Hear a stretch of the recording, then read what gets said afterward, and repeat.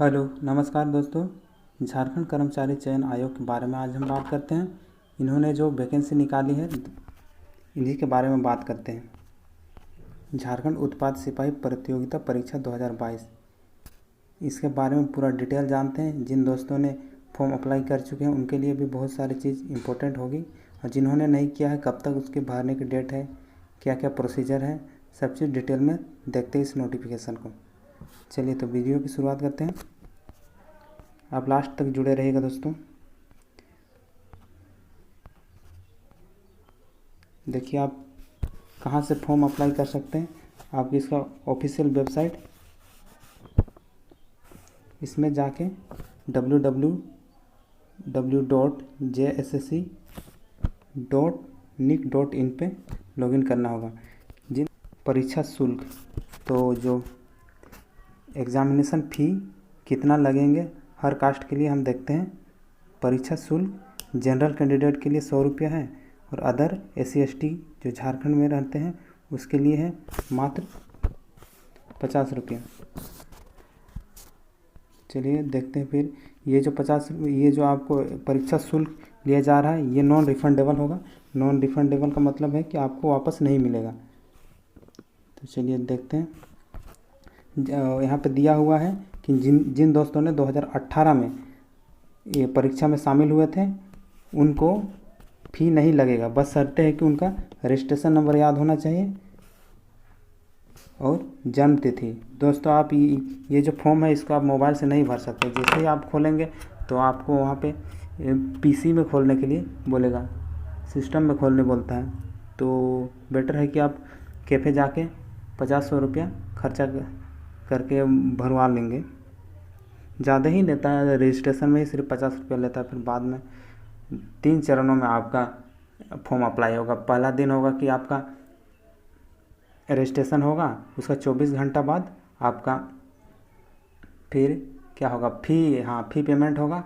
उसके 24 घंटा बाद आपका ये होगा फ़ोटो और ये सिग्नेचर अपलोड होगा।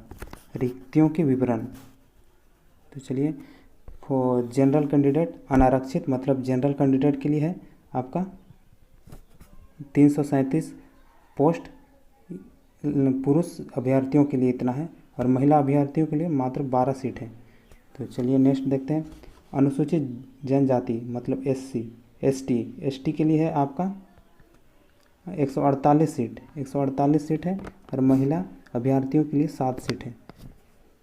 अगला देखते हैं अनुसूचित जाति मतलब SC कैंडिडेट के लिए यहाँ पे दिया हुआ है आपका पुरुष कैंडिडेट के लिए, पुरुष अभ्यर्थियों के लिए 57 पोस्ट, और महिलाओं के लिए मात्र 3 पोस्ट। चलिए अगला देखते हैं। अत्यंत पिछड़ा वर्ग, इसका होता है एक्सट्रीमली बैकवर्ड क्लास या BC1 जिसको हम बोलते हैं, या EBC भी बोला जाता है इसको। लड़का लोग के लिए 50 सीट है और लड़कियों के लिए 3 सीट है। और BC पिछड़ा वर्ग 2 मतलब BC2 के लिए आपका है 32 सीट मेल कैंडिडेट के लिए और 2 सीट फीमेल कैंडिडेट के लिए। अगला है अकवा, इसका मतलब नहीं जानते हैं दोस्तों। जिन दोस्तों को भी पता है कमेंट बॉक्स में बताइएगा। इनके लिए रखा गया है 59 सीट, और फीमेल कैंडिडेट के लिए रखा गया है 3 सीट। तो इस प्रकार से हुआ आपका 583 सीट हो गया आपका टोटल मेल कैंडिडेट के लिए, और फीमेल कैंडिडेट के लिए 30 सीट हो। इसके अलावा यहाँ पे दिया हुआ है 12 सीट रिजर्व है। वो जो विकलांग लोग होते हैं ना उनके लिए रिजर्व है 12 सीट। तो आप जोड़ लीजिएगा टोटल कितना सीट हो रहा है। चलिए अगला हम देखते हैं। कोटिवर रिक्तियों की संख्या अधियाची विभाग से अनुरोध के आलोक में संशोधित की जा सकती है। इसका मतलब ये है दोस्तों कि ये जो सीट अभी हम बताएं इसको घटाया बढ़ाया भी जा सकता है। जब ज्वाइनिंग होगा वेतन मिलेगा तो 19,900 से आपको 63,200 तक जाएगा। ये जो पे लेवल आपका होगा मैट्रिक लेवल 2, और आपका जो एजुकेशन क्वालिफिकेशन है न्यूनतम आपके पास 10वीं का सर्टिफिकेट होना चाहिए, मतलब मैट्रिक का। तो आप अप्लाई कर सकते हैं इस फॉर्म को। शारीरिक मापदंड, शारीरिक मापदंड मतलब आपका जो फिजिकल क्या होना चाहिए, क्या क्या रिक्वायरमेंट है फिजिकल में, तो इसी का यहाँ पे डिटेल दिया हुआ है। चलिए देखते हैं क्या क्या है। अनारक्षित, अनारक्षित वर्ग मतलब जनरल कैंडिडेट के लिए, आपका जनरल कैंडिडेट के लिए दोस्तों न्यूनतम 160 सेंटीमीटर हाइट होना चाहिए, ऊंचाई होना चाहिए, और सीना होना चाहिए, मतलब चेस्ट आपका 81 होना चाहिए, 81 सेंटीमीटर, सेंटीमीटर में दिया हुआ है। आगे अगले देखते हैं।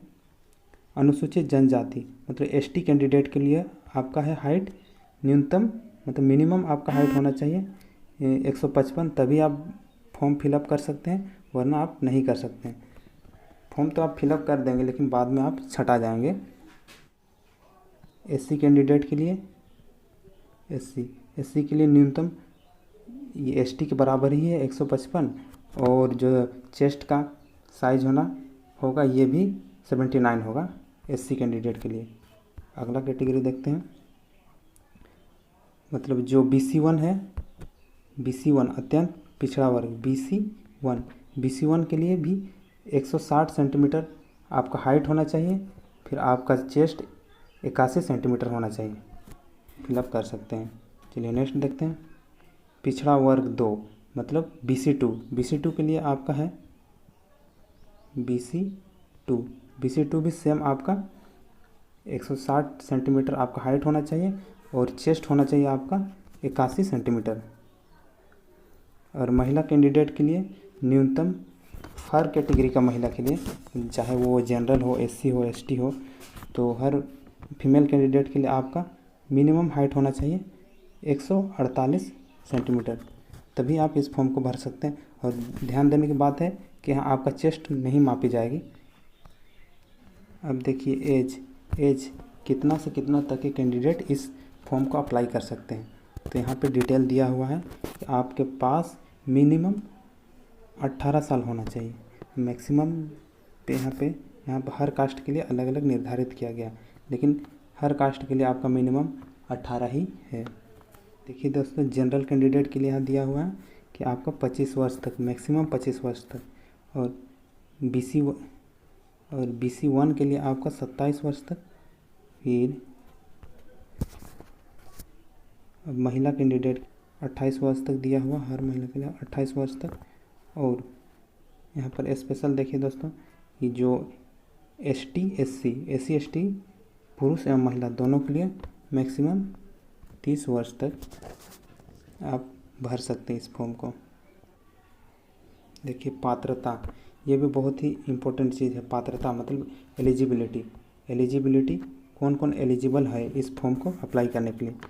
तो इस फॉर्म को अप्लाई करने के लिए यहाँ पे दिया हो कि दिनांक 20/12/2021 के आलोक में अभ्यर्थियों को मैट्रिक 10वीं कक्षा राज्य में अवस्थित मान्य प्राप्त शैक्षिक संस्थान से उत्तीर्ण होना अनिवार्य होगा, तथा अभ्यर्थियों को अस्थायी रीति रिवाज, भाषा, परिवेश का ज्ञान होना अनिवार्य होगा। ये बहुत ही इम्पोर्टेंट है दोस्तों, क्योंकि आपका जो पेपर है उसमें भी आपका एक क्षेत्रीय भाषा लेना ज़रूरी है, चाहे आपको आता हो या ना आता हो। पहले क्या होता था कि आप क्षेत्रीय भाषा में हिंदी भी ले सकते थे, अब इसको क्षेत्रीय भाषा को अनिवार्य कर दिया गया है। आरक्षण का दावा करने वाले विद्यार्थियों हेतु अस्थायी निवासी प्रमाण पत्र, तो जो भी कैंडिडेट आरक्षण का दावा कर रहे हैं तो उनके पास 2 जून 2016 के बाद का आपके पास अनुमंडल लेवल का अस्थायी निवासी होना चाहिए, मतलब आपके पास रेसिडेंशियल होना चाहिए। आपके पास जाति प्रमाण पत्र भी होना चाहिए। ये जिला अनुमंडल के आयुक्त, अनुमंडल पदाधिकारी मतलब SDO, CO, SDO या आपका DC लेवल का भी चलेगा।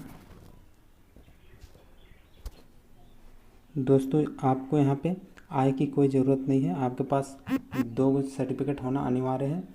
एक रेसिडेंशियल हो गया, मतलब आपका अस्थायी निवासी प्रमाण पत्र, और दूसरा हो गया जाति प्रमाण पत्र मतलब कास्ट सर्टिफिकेट। ये दोनों होना ही चाहिए आपके पास अगर आप फॉर्म फिलअप करना चाहते हैं तो। देखिए दोस्तों, जिन दोस्तों ने अभी तक फॉर्म फिलअप नहीं किए हैं और वो सोच रहे हैं कि पार हो गया कि क्या हो गया, उनके लिए मैं बता देना चाहता हूँ कि फॉर्म फिलअप शुरू हुआ था 25 फरवरी 2022 से और अभी भी इसका फिलअप जारी है। आप 26 तक भर सकते हैं, 26 तक आप रजिस्ट्रेशन कर सकते हैं। उसके बाद आप 29 तक इसका ये कह सकते हैं परीक्षा शुल्क भर सकते हैं। मतलब आपका फ़ी पेमेंट 29 मार्च तक होगा। फिर आपको फ़ोटो अपलोड करने का 4 अप्रैल तक नहीं 1 अप्रैल तक दिया गया है। 1 अप्रैल मध्य रात्रि मतलब मिडनाइट तक दिया गया है। तो जिन दोस्तों ने अभी तक फॉर्म फिलअप नहीं किया है उन्हें ध्यान देने की ज़रूरत है। अभी भी जाके आप कैफ़े से फॉर्म फिलअप करा लें। चलिए अब मोस्ट इम्पोर्टेंट फैक्टर देखते हैं, परीक्षा का स्वरूप, जो एग्ज़ाम पैटर्न क्या होने वाला है इसका बारे में पूरा डिटेल देखते हैं। फिर जानने की कोशिश करते हैं सिलेबस क्या है, किस टाइप से एग्ज़ाम होगा, सीबीटी होगा कि ऑफलाइन होगा ऑनलाइन होगा। तो चलिए एक एक दो से पूरा देखते हैं। परीक्षा का जो स्वरूप है, परीक्षा का जो स्ट्रक्चर है, पाठ्यक्रम देखिए, सबसे पहले आपका फर्स्ट स्टेज में होगा आपका शारीरिक दक्षता परीक्षण, मतलब आपका होगा physical test PT, physical test होगा। सेकंड स्टेज में आपका होगा जिन कैंडिडेट ने पीटी अगर निकाल लिए तो नेक्स्ट उनका लिखित परीक्षा होगा, रिटर्न टेस्ट होगा उसका। जिन दोस्तों ने रिटर्न टेस्ट निकाल लिया उनका चिकित्सा जांच होगी, मतलब मेडिकल टेस्ट होगा। तो इस प्रकार से आपका यहाँ पे 3 चरण लग रहे हैं। फिर उसके बाद भी बहुत सारा चीज़ होगा जैसे डॉक्यूमेंट वेरिफिकेशन सब। अब जो रिटर्न टेस्ट होगा इसका डिटेल क्या है, तो रिटर्न टेस्ट आपका किस प्रकार से होगा, मतलब क्या इसका सिलेबस होगा, क्या क्या पढ़ना पड़ेगा, सब यहाँ पे देखेंगे। कैसे पेपर आएंगे, कितने नंबर का आएंगे, कितने घंटे का होगा, सब यहाँ पे दिया हुआ है। तो देखिए आपका दोस्तों 3 पेपर होगा। तो पहला पेपर में आपको क्या करना है, हिंदी भाषा ज्ञान होना, हिंदी भाषा नहीं विषय में आपको भाषा ज्ञान में आपको 2 भाषा का देखिए हिंदी भाषा ज्ञान आपका 80 नंबर का रहेगा क्वेश्चन।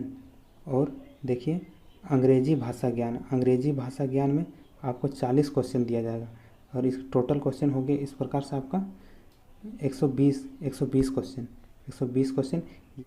इस परीक्षा में उत्तीर्ण होने के लिए मिनिमम 30% अंक लाना होगा आपको। यहाँ पे दिया हुआ है कि जो 30% है जो मिनिमम आपको अंक लाना ही है। तो जिन दोस्तों का 30% नहीं आता है तो उनको क्वालिफाई नहीं माना जाएगा, मतलब अगला उनका एग्ज़ाम तो देने दिया जाएगा लेकिन उनका जो पेपर 2 और पेपर 3 है, जिन 2 पेपरों से मेरिट लिस्ट बनेगा उसका चेकिंग कॉपी चेक नहीं होगा। तो अब देखिए दोस्तों पेपर 2 पत्र 2, इसमें क्या है कि क्षेत्रीय जनजातीय भाषा ज्ञान, इसमें बहुत सारे यहाँ पे लिस्टेड किए गए हैं कि उर्दू, संथाली, बंगाली, मुंडारी, इस प्रकार से बहुत सारे आपका क्षेत्रीय भाषा है। इसमें से आप जिन भी भाषा को जानते हैं उनका फॉर्म फिलअप करते टाइम सिलेक्शन कीजिएगा। उनमें भी तीसरा पेपर, इस पत्र में पूछे जाने वाले प्रश्नों की संख्या 120 होगी। इसमें भी सामान्य ज्ञान से आपको 40 क्वेश्चन पूछा जाएगा और झारखंड राज्य से संबंधित ज्ञान, तो ये भी जीके ही है, इससे भी आपको 50 क्वेश्चन पूछा जाएगा। फिर नेक्स्ट देखते हैं कि आपको जनरल साइंस, सामान्य विज्ञान जनरल साइंस से आपको 20 क्वेश्चन पूछे जाएंगे और सामान्य गणित से आपको मात्र 10% पूछे जाएंगे। इस प्रकार से टोटल आपका 120 क्वेश्चन पूछा जाएगा। दोस्तों इसमें पेपर 1 में यही दिया हुआ है कि आपको 30% लाना कंपलसरी है। अगर आप नहीं लाएंगे तो आपका मेधा निर्धारण के लिए नहीं जोड़ा जाएगा, यही इसमें इम्पोर्टेंट है।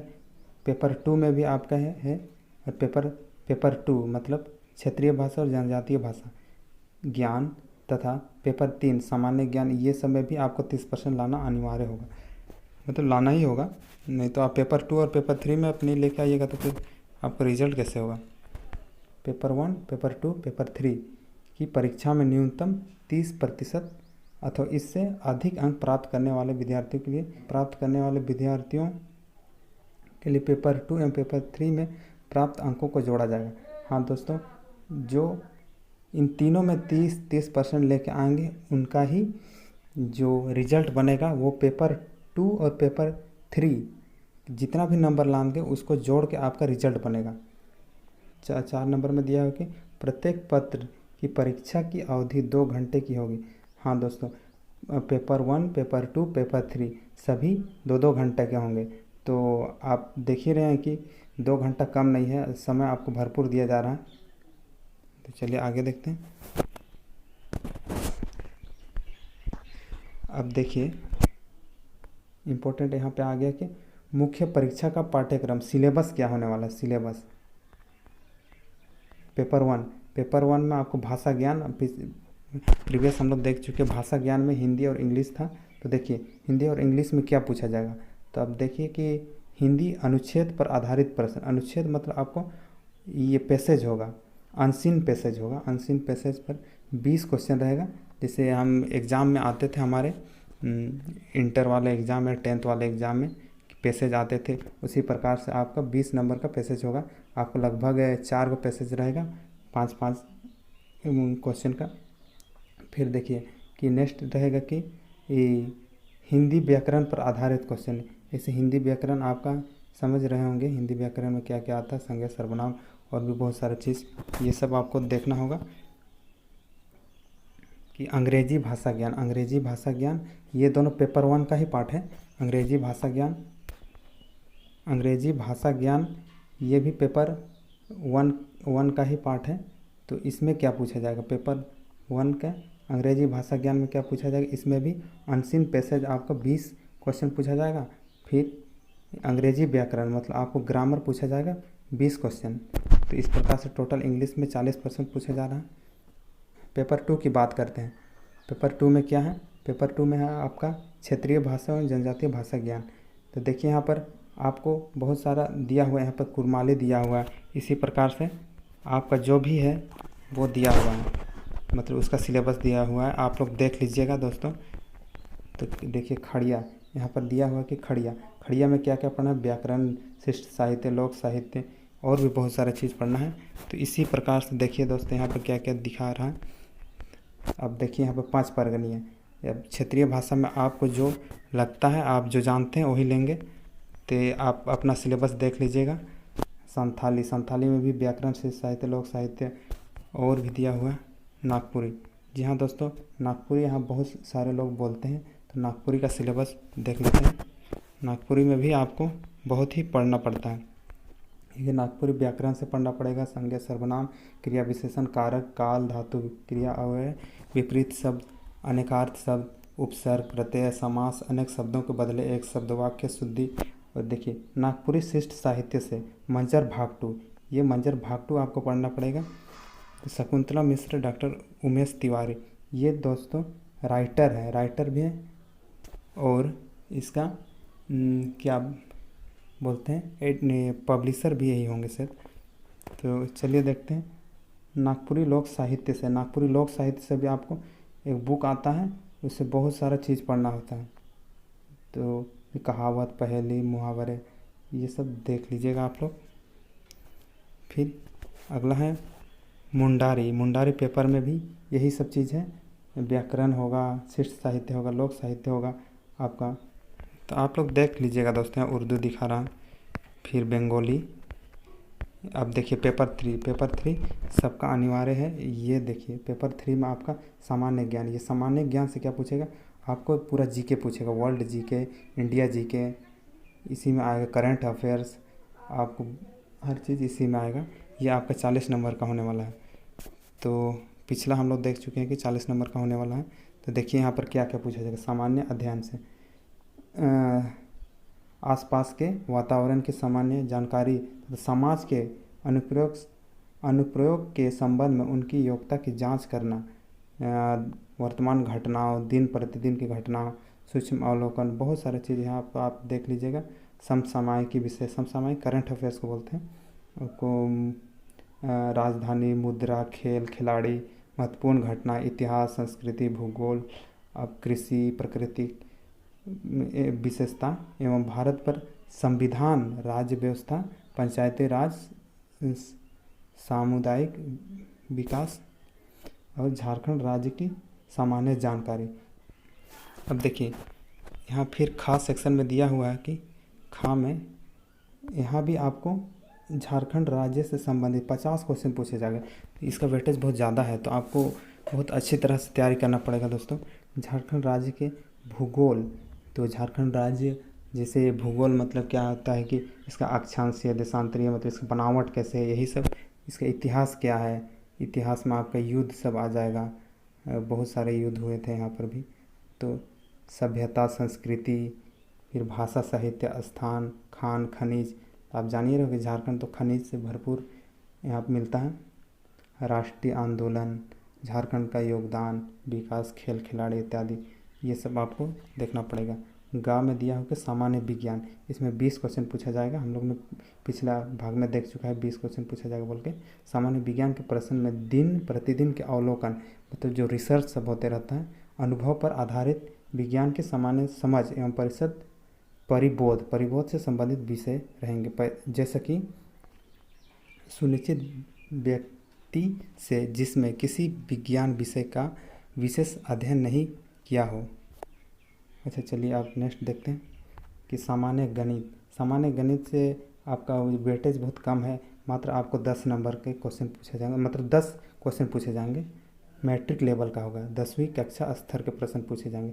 इसमें भी अगर हार्ड बनाना चाहे तो हार्ड पूछ सकता है, जो लेकिन लिखने को लिख दिया है कि मैट्रिक लेवल का आपको देखना पड़ेगा। वही अंक गणित सब जो भी है, कार्य समय, दूरी, यही सब, कंपाउंड इंटरेस्ट, सिंपल इंटरेस्ट, नाव बोट, और भी बहुत सारे चीज़ हैं।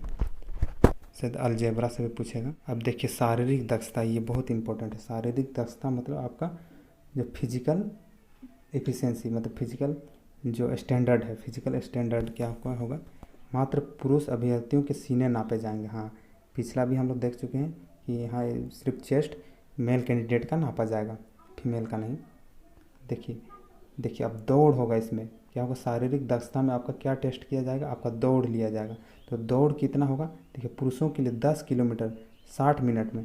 तो दोस्तों 10 किलोमीटर 60 मिनट, टाइम तो ज़्यादा दिख रहा है, लेकिन आपको ये भी याद रखना होगा कि आपको धूप में दौड़ाया जाएगा। अप्रैल का तीसरा माह तक में पीटी होगा बोला है, तो आपको भरी दोपहरी में अप्रैल का महीना में दौड़ाया जाएगा। ये तो बहुत ही डेंजर सिचुएशन हो जाएगा।